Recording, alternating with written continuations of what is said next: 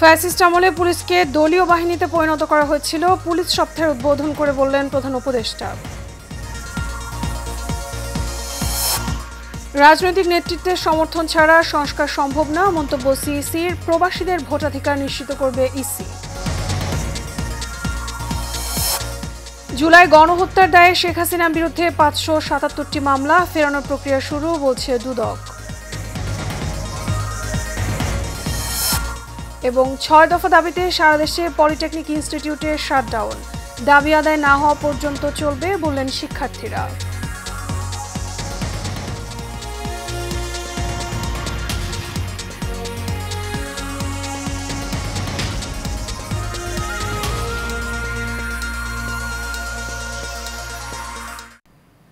স্বাগত এশিয়ান নিউজে, আপনাদের সঙ্গে আছি আমি মিতা মৌসুমী। এখন শুনছিলেন বিআরবি কেবল ইন্ডাস্ট্রিজ লিমিটেড সংবাদ শিরোনাম। এবারে চলে যাব বিস্তারিত সংবাদে। স্বৈরাচার আমলে পুলিশ বাহিনীকে দলীয়করণ করা হয়েছে। পুলিশ অবৈধ আদেশ পালন করতে গিয়ে জনরোষের শিকার হয়েছে বলে জানিয়েছেন প্রধান উপদেষ্টা ডক্টর মোহাম্মদ ইউনূস। পুলিশের মনোবল ফিরিয়ে আনতে প্রণোদনা সহ নানা পদক্ষেপ গ্রহণ করা হয়েছে বলেও জানান অন্তর্বর্তী সরকারের প্রধান উপদেষ্টা। পুলিশ সপ্তাহের উদ্বোধনী অনুষ্ঠানে এসব কথা বলেন তিনি। রকিব মানিকের রিপোর্ট। সকালে রাজারবাগ পুলিশ লাইন্সে পুলিশ সপ্তাহের আনুষ্ঠানিক উদ্বোধন করেন অন্তর্বর্তী সরকারের প্রধান উপদেষ্টা ডক্টর মোহাম্মদ ইউনূস।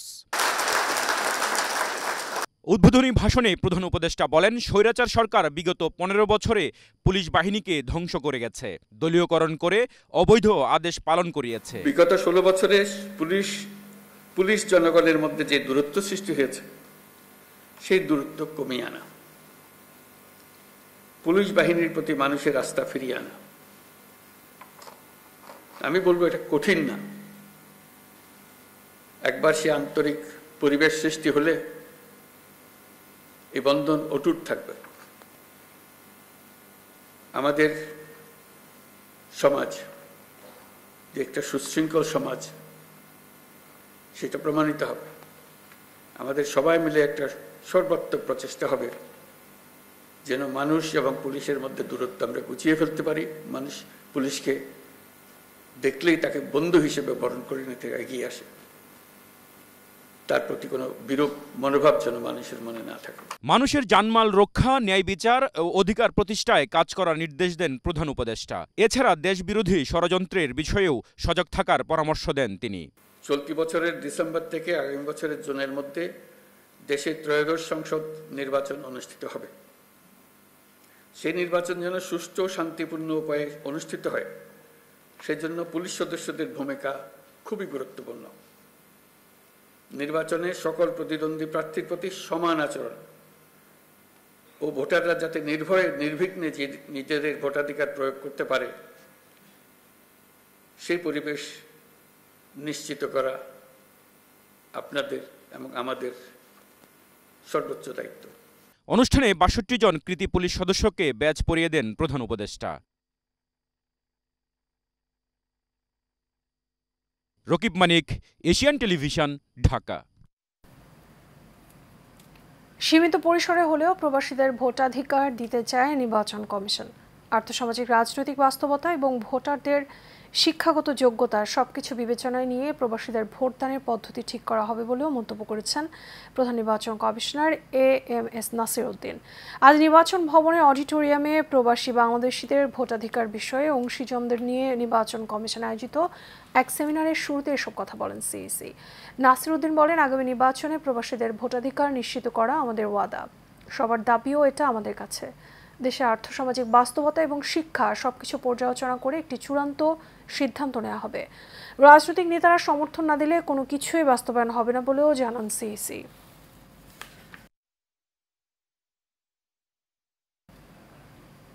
ছাত্রদল সন্দেহে চট্টগ্রামে মেডিকেল কলেজের ৩য় বর্ষের ছাত্র আবিদকে পিটিয়ে হত্যার মামলায় খালাস পাওয়া সব আসামিকে নিম্ন আদালতের আত্মসমর্পণের নির্দেশ দিয়েছে হাইকোর্ট। এদিকে ঢাকা দক্ষিণ সিটি কর্পোরেশনের মেরাদিয়ায় কোরবানির জন্য পশুর হাট বসানোর বিজ্ঞপ্তি বাতিল করেছে হাইকোর্ট। আজ বিচারপতি আইনুন নাহার সিদ্দিকা এবং সৈয়দ জাহেদ মনসুরের হাইকোর্ট বেঞ্চ এসব রায় দেয়। শেখ সোহাগের রিপোর্ট। 2011 সালে 19 অক্টোবর চট্টগ্রাম মেডিকেল কলেজ হোস্টেলের আবিদ নামে এক কিশোরকে পিটিয়ে হত্যা করে নিষিদ্ধ সংগঠন ছাত্রলীগের নেতাকর্মীরা। ক্ষমতার অপব্যবহার, আইনি জটিলতা সহ নানা কারণে এই হত্যার বিচার। আবিদকে ছাত্রদল সন্দেহে ছাত্রদলের কর্মী হিসেবে তাকে পিটিয়ে মেডিকেল কলেজের তখনকার দিনে যারা ছাত্রলীগ করতেন তাকে মেরে ফেলা হয়। তবে এবার নড়েচড়ে বসেছে আদালত। ছাত্রদল সন্দেহে আবিদকে পিটিয়ে হত্যার মামলায় খালাস পাওয়া সব আসামিদের নিম্ন আদালতে আত্মসমর্পণের নির্দেশ দিয়েছে হাইকোর্ট। এই ভিকটিমের বোনকেও সাক্ষী দিতে দেওয়া হয় নাই। তারা নিজেরা কয়েকজন মেডিকেল কলেজের কর্মকর্তা কর্মচারী শিক্ষককে সাক্ষী নিয়ে সকলকেই বেকসুর খালাস দিয়ে দেওয়া হয়। এই খালাসের বিরুদ্ধে এই মামলার বাদী যিনি আবিদের মামা ছিলেন তিনি একটি রিভিশন মামলা দায়ের করেন। আজকে রিভিশন মামলা শুনানি অন্তে রুল জারি করেছেন এবং সকল আসামিকে নিম্ন আদালতে আত্মসমর্পণ করার নির্দেশ দিয়েছেন। এদিকে চলতি বছরে কোরবানির পশুর হাটের জন্য মেরাদি এলাকায় নির্ধারণ করে বিজ্ঞপ্তি দেয় ঢাকা দক্ষিণ সিটি কর্পোরেশন। সেই বিজ্ঞপ্তি বাতিল করেছে হাইকোর্ট। রেসিডেন্সিয়াল এরিয়ার কিছু লোক আমাদের কাছে আসে, লিগ্যাল রাইটসে আসে। আমরা লিগ্যাল রাইটসের পক্ষে একটা রিট করি যেন এই মেরাদি হাটের গরুর হাটটা যেন এই বছর কোরবানিতে না বসতে পারে, সেটা একটা রিট করি। সেই রিটের প্রেক্ষিতে মাননীয় বিচারপতি কাজী জিনাত হক এবং মাননীয় বিচারপতি আইনুন নাহার সিদ্দিকা ওনাদের দ্বৈত বেঞ্চ একটি রুল ইস্যু করে এই যে মেরাদি হাট কেন অবৈধ ঘোষণা করা হবে না এবং এই যে বিজ্ঞপ্তিটা সেটাকে 3 মাসের জন্য স্টে করে দেয়। আইনজীবী বলেন, আবাসিক এলাকার ভিতরে আইনগতভাবে পশুর হাট বসানোর সুযোগ নেই।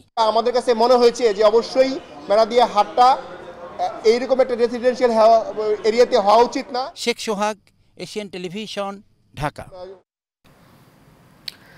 6 দফা দাবিতে দেশের সব পলিটেকনিক ইনস্টিটিউটে শাটডাউন কর্মসূচির ঘোষণা দিয়েছে কারিগরি ছাত্র আন্দোলন। আজ থেকে এই কর্মসূচি চলবে। কর্মসূচির অংশ হিসেবে দেশের সকল পলিটেকনিক ইনস্টিটিউটের ক্লাস পরীক্ষা সহ একাডেমিক কার্যক্রম বন্ধের সিদ্ধান্ত নিয়েছেন আন্দোলনকারী শিক্ষার্থীরা। ঢাকা পলিটেকনিক ইনস্টিটিউটে ক্লাসরুমে তালা দিয়ে কর্মসূচি শুরু করে তারা। সকালে ঢাকা পলিটেকনিক ইনস্টিটিউটে এক সংবাদ সম্মেলনে শিক্ষার্থীরা জানান, জনদুর্ভোগ বা সহিংস কর্মকাণ্ডে না গিয়ে শান্তিপূর্ণ শাটডাউন কর্মসূচি পালন করছেন তারা। শিক্ষার্থীরা অভিযোগ করে বলেন, বিগত 8 মাস ধরে সরকারকে শুধু সময় দিয়ে যাচ্ছি, আর সময় দিতে দেয়া হবে না। সাথে একাত্মতা প্রকাশ করে সারা দেশে কর্মসূচি রেখেছে বিভিন্ন সৌদি আরবে পৌঁছেছে বাংলাদেশ থেকে বছরের প্রথম হজ ফ্লাইট। সকালে 414 জন হজযাত্রী নিয়ে ফ্লাইটটি জেদ্দার কিং আব্দুল আজিজ আন্তর্জাতিক বিমানবন্দরের হজ টার্মিনালে গিয়ে পৌঁছায়। সৌদি আরবে নিযুক্ত বাংলাদেশের রাষ্ট্রদূত মোহাম্মদ দেলোয়ার হোসেন বিমানবন্দরে বাংলাদেশি হজযাত্রীদের স্বাগত জানান।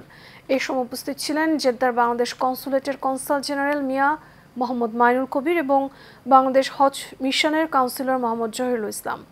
বিমানবন্দরে বাংলাদেশি হজযাত্রীদের আরও স্বাগত জানান সৌদি সিভিল এভিয়েশনের উপদেষ্টা ইঞ্জিনিয়ার মাজেন জাওয়াহার, হজ ও ওমরা মন্ত্রণালয়ের পরিচালক সালমান আল বেলাবি এবং অন্যান্য কর্মকর্তাবৃন্দ। এবার সারা বাংলা।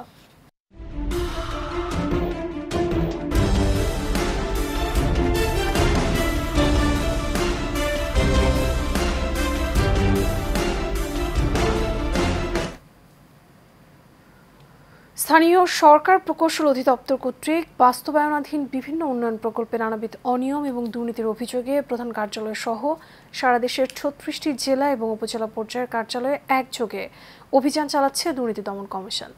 নারায়ণগঞ্জের বন্দর উপজেলা এলজিইডি অফিসে অভিযান চালিয়েছে দুদক। দুপুর 1:30 থেকে বিকেল 3টা পর্যন্ত দুদকের উপসহকারী পরিচালক মশিউর রহমান এবং শরীফুল ইসলামের নেতৃত্বে একটি দল এই অভিযান চালায়। এ সময় তারা চলমান বিভিন্ন প্রকল্প এবং বিগত 5 বছর বিভিন্ন উন্নয়ন প্রকল্পের নথিপত্র নিয়ে যায়।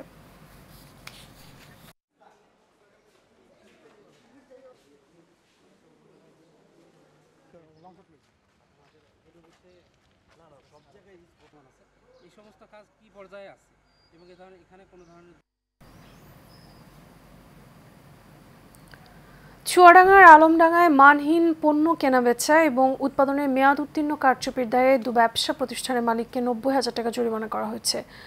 জাতীয় ভোক্তা অধিকার সংরক্ষণ অধিদপ্তর চুয়াডাঙ্গা জেলা কার্যালয় সকাল 10:30 থেকে বেলা 1টা পর্যন্ত আলমডাঙ্গা উপজেলা শহরের পুরাতন বাজার এবং চারতলার মোড় এলাকায় এই অভিযান চালায়।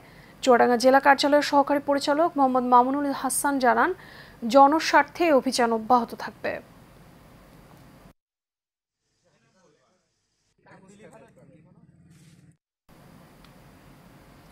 বাগেরহাটের রামপালের সাংবাদিক সুখময়কে গ্রেপ্তারের ঘটনায় তীব্র নিন্দা এবং ক্ষোভ জানিয়েছেন স্থানীয় সাংবাদিকরা জানান প্রেস ক্লাব রামপালের অর্থ সম্পাদক এবং একটি দৈনিক পত্রিকার রামপাল প্রতিনিধি সুখময় ব্রহ্ম সাংবাদিকতার পাশাপাশি একটি কলেজের শিক্ষকতা করতেন। রবিবার রাতে পুলিশ তার বাড়িতে ঢুকে তাকে শারীরিকভাবে লাঞ্ছিত করে এবং গ্রেপ্তার করে। গত 18 জানুয়ারি গুলিবর্ষণ এবং গুলি উদ্ধারের ঘটনায় করা একটি মামলায় তাকে গ্রেপ্তার দেখিয়ে আদালতে প্রেরণ করা হয়। এই ঘটনার সুষ্ঠু তদন্ত সহ সাংবাদিক সুখময়ের নিঃশর্ত মুক্তি দাবি করেন শিক্ষার্থীরা। রাজধানীর রামপুরায় বাংলাদেশ টেলিভিশনের পেছনে জামিয়া ইসলামিয়া আজমিয়া দারুল উলুম মাদ্রাসার জমি দখল করে রাখার প্রতিবাদ জানিয়েছে মাদ্রাসার শিক্ষক শিক্ষার্থী সহ স্থানীয় মুসল্লিরা। তারা জানান রামপুরা সংলগ্ন 4 কাঠা জমি মাদ্রাসার নামে কিনে মাদ্রাসা কর্তৃপক্ষ সকল বৈধ সরকারি কাগজপত্র এবং খাজনা পরিশোধ করে আসছে, কিন্তু দীর্ঘদিন যাবৎ মুজিবুর গংরা জায়গাটি দখল করে আছে। বিগত সরকারের আমলে মাদ্রাসাটিতে কাজ করতে গেলে মুজিবুর গংরা বাধা দেয়। এ বিষয়ে মাদ্রাসার শিক্ষক এবং ছাত্ররা প্রশাসনের দৃষ্টি কামনা করেন এবং সঠিক তদন্তের মাধ্যমে মাদ্রাসার জায়গা ফিরিয়ে দেওয়ার আহ্বান জানান।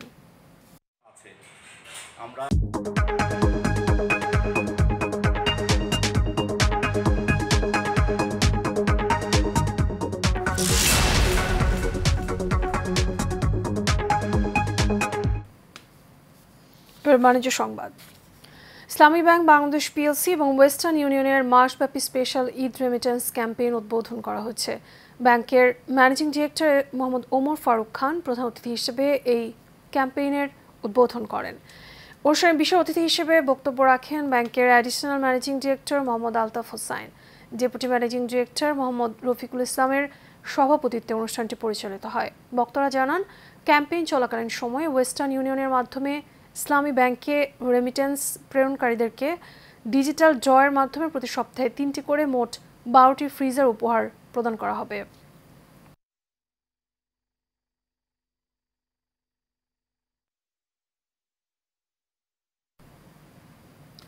রাজধানী উত্তরায় বর্ণাঢ্য আয়োজন উদ্বোধন করা হচ্ছে প্রিমিয়াম ফ্যাশন ব্র্যান্ড ড্রেস টাউনে নতুন আউটলেট। গতকাল সন্ধ্যায় এই আউটলেটের উদ্বোধন করা হয়। এই সময় প্রিমিয়াম ফ্যাশন ব্র্যান্ড ড্রেস টাউনে উত্তরার 7 নম্বর সেক্টর আউটলেটে ছিল ক্রেতাদের উপচে পড়া ভিড়। উদ্বোধনী অনুষ্ঠানে উপস্থিত ছিলেন ড্রেস টাউনের স্বত্বাধিকারী রিপন আহমেদ সাকিব, তার পরিবারের সদস্য এবং গণ্যমান্য ব্যক্তিবর্গ। নতুন এই আউটলেটের যাত্রার মাধ্যমে ড্রেস টাউন লাইফস্টাইল ক্রেতাদের জন্য আরও সহজ এবং আধুনিক কেনাকাটার অভিজ্ঞতা নিয়ে হাজির হয়েছে বলে জানান রিপন আহমেদ সাকিব।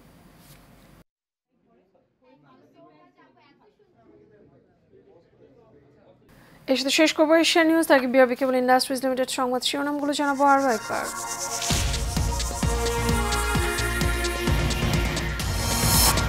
ফ্যাসিস্ট আমলে পুলিশকে দলীয় বাহিনীতে পরিণত করা হয়েছিল, পুলিশ সপ্তাহের উদ্বোধন করে বললেন প্রধান উপদেষ্টা।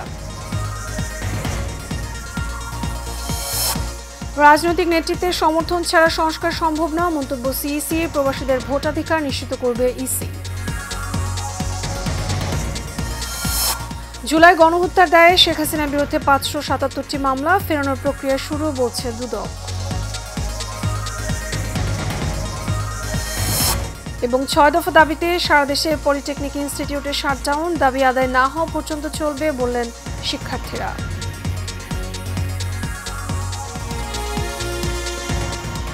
এশিয়া নিউজ পর্যন্ত আমাদের পরবর্তী সংবাদ দেখার আমন্ত্রণ রইল। আমি সাথে থাকার জন্য ধন্যবাদ সবাইকে।